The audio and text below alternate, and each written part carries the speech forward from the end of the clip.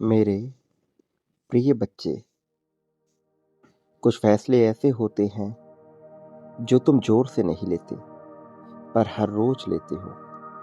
कोई दस्तखत नहीं, कोई गवाही नहीं, फिर भी वो तुम्हारी पूरी जिंदगी तय कर देते हैं। वास्तव में इन्हें कहा जा सकता है एक तरह का अदृश्य समझौता।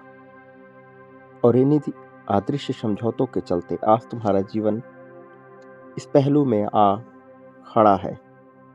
इसमें परिवर्तन की आवश्यकता है, वास्तव में विशेष परिवर्तन की।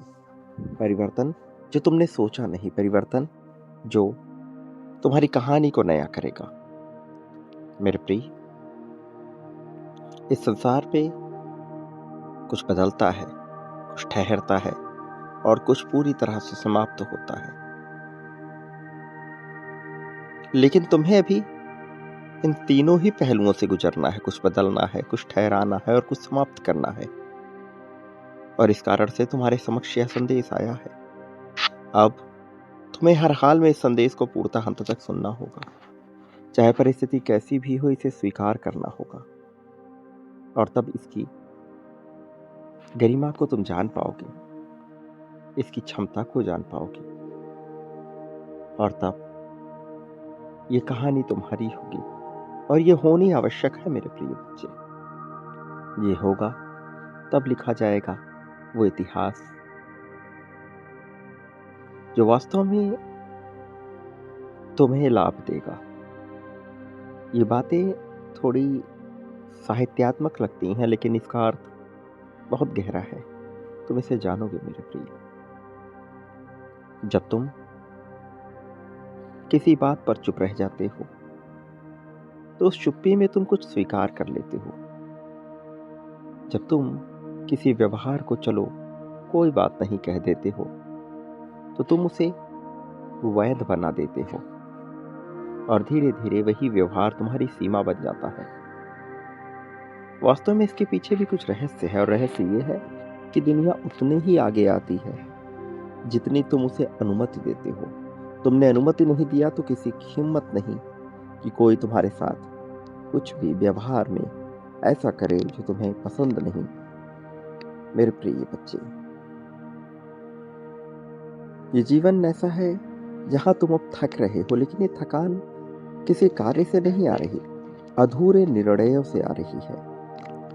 लोगों को लगता है कि वो बहुत काम करते हैं इसलिए थक गए हैं। तुम्हें भी ऐसा ही प्रतीत होता है, लेकिन तुम जानते हो कहीं ना कहीं तुम्हारा मन उलझन में है, जिसकी वजह से तुम्हें थकान हो रही है। सच यही है कि अधिकतर थकान काम से नहीं आ रही। ये थकान आ रही है बार बार खुद को समझाने से, बार बार खुद को रोकने से, और बार बार वो बनने से जो तुम हो ही नहीं। अधूरा निर्णय शरीर को अंदर से खोखला करता है। तुम ऐसे निर्णय ले रहे हो जो वास्तव में तुम्हारे लिए सही नहीं। वो बनने का प्रयास तो तुम कभी भी नहीं थे। किसी दिखावे में, समाज के दबाव के चलते बहुत से फैसले तुम ले रहे हो, लेकिन ये फैसले अधूरे हैं। परिपूर्ण होकर एक बार फैसला लो, सब बदल जाएगा। समय तेज नहीं चल रहा मेरे प्रिय, तुम बिखर रहे हो, इस बात को समझो। बिखरना ऐसे नहीं कि नकारात्मक होगा, क्योंकि मैं तुम्हारे साथ हूँ। मैं तुम्हें बिखरने दूंगा ही नहीं। भले ही परिस्थितियां तुम्हें मजबूर कर रही हैं, लेकिन तुम चाहे जिस रूप में रहोगे, मानो या ना मानो, मैं तुम्हारा साथ दूंगा। मान्यता तुम पर हावी हो या ना हो, मैं तुम्हारा साथ दूंगा। समय हमेशा एक सा चलता है, लेकिन जब तुम्हारा ध्यान 100 जगह बटा होता है तो समय फिसलता हुआ लगता है। वास्तव में जिस दिन ध्यान एक जगह ठहर जाता है, उसी दिन समय धीमा हो जाता है, धीमा लगने लगता है। यही कारण है कि कुछ लोग कम समय में ज्यादा गहरा जीवन जीते हैं, और कुछ लोग बहुत जीवन जीने के बावजूद जरा सी भी गहराई को नहीं महसूस कर पाते। मेरे प्रिय, इस जीवन के रहस्यों को समझने में तुमने बहुत प्रयास किए हैं, लेकिन एक रहस्य यही है तुम्हारे लिए आवश्यक चमत्कार का, जो तुम्हें बहुत जल्द पता लगेगा। लेकिन तुम्हारे लिए ये जानना आवश्यक अवश्य है कि तुम्हारी अपनी पहली प्राथमिकता तुम खुद हो, और जो अपने आप को प्राथमिकता पे रखकर कोई कार्य करता है वो विजेता की श्रेणी में आता ही है। तुम्हें विजेता की श्रेणी में आना है मेरे प्रिय, तुम्हें विजेता बनना है। तुम्हें अपने आप को समय देना है, तुम्हें अपने उन्नति, अपने प्रगति पे ध्यान देना है। किसको क्या अच्छा लग रहा है, क्या बुरा, तुम हर बात का बीड़ा नहीं उठा सकते। मनुष्य ठेका नहीं ले सकता कि और क्या सोच रहे हैं, लेकिन तुम अपने लिए क्या सोचोगे, तुम इसकी जिम्मेदारी अवश्य उठा सकते हो। जब तुम किसी और के लिए खुद को अनदेखा करते हो तो तुम दुनिया से हाँ कहते हो, लेकिन खुद से ये ना होती है, और ये ना शब्दों में नहीं, थकान में, चिड़चिड़ेपन में और खालीपन में बदलती है। वास्तव में तुम्हारी ऊर्जा, तुम्हारी ईमानदारी पहचानती है। तुम खुद से तो झूठ नहीं बोल सकते ना, चाहे कितना ही प्रयास कर लो। तुम्हारा भीतरी मन जानता है तुम्हारे लिए क्या सही और क्या गलत। किसी और के लिए खुद को खोना ये सही विकल्प नहीं है। कभी भी डर में कुछ और कार्य कर देना, कुछ और बोल देना उचित फैसला नहीं होता। एक छोटा सा सच अगर समय पर बोल दिया जाए तो हल्का रहता है, लेकिन वही सच अगर टलता जाए तो बोझ बन जाता है, और बोझ हमेशा मन में नहीं रहता, वो शरीर में उतर ही जाता है। यही वजह है कि कुछ लोग बिना बीमार हुए भी थके हुए दिखते हैं, लेकिन तुम्हें ऐसा नहीं होना है। तुम्हें इस प्रकार से बिल्कुल नहीं जीना है।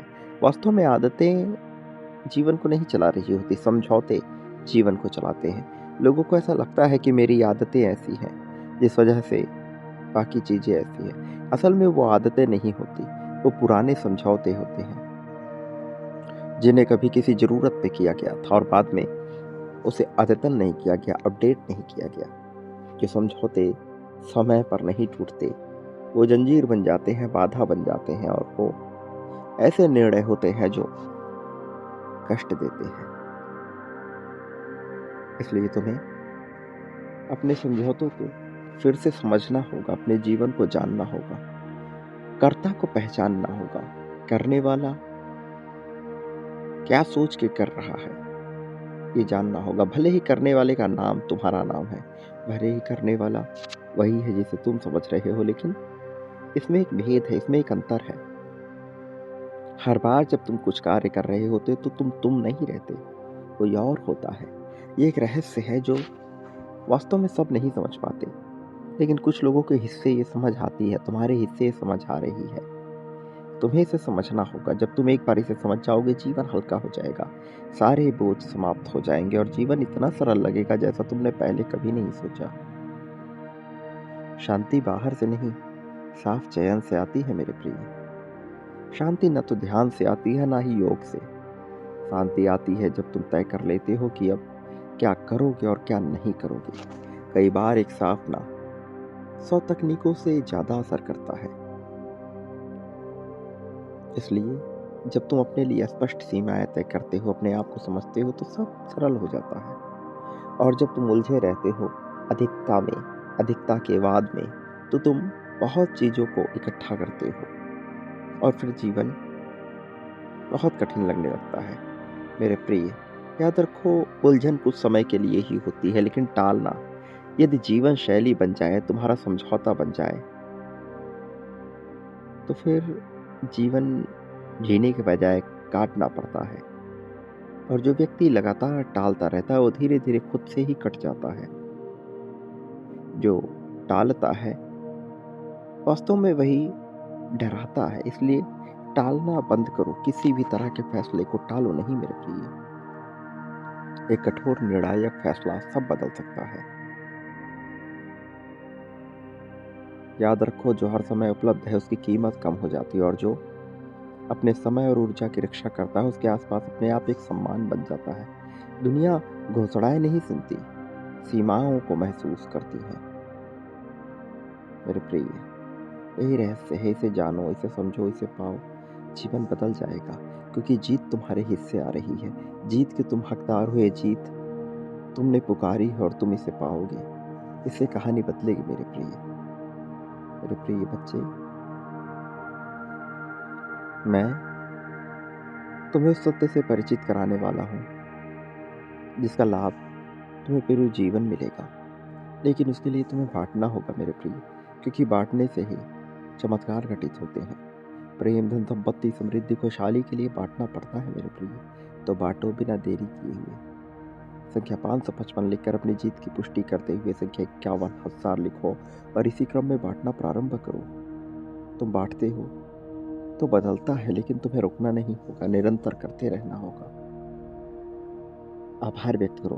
मैं विजय राह पे हूँ, मेरे पाँव जीत के मार्ग पे है लिखते हुए आभार व्यक्त करो। इस संदेश का, संदेश वाहक का, वाणी का। तुम पाओगे खुशियाँ तुम्हारे पास है, तुम पाओगे चमत्कार तुम्हारे साथ है। मेरे आने वाले संदेशों की प्रतीक्षा करना, मैं अवश्य आऊँगा तुम्हारा मार्गदर्शन करने, तुम्हें जीत दिलाने। जीत की राह में तुम्हें सर्वोत्तम ऊंचाइयों तक लेकर जाने के लिए मेरे प्रिय सदा सुखी रहो। तुम्हारा कल्याण हो, वास्तविक अर्थों में प्रगति, उन्नति, उत्थान, तरक्की को स्वीकार करो। यही तुम्हारा जीवन है मेरे प्रिय बच्चे, यही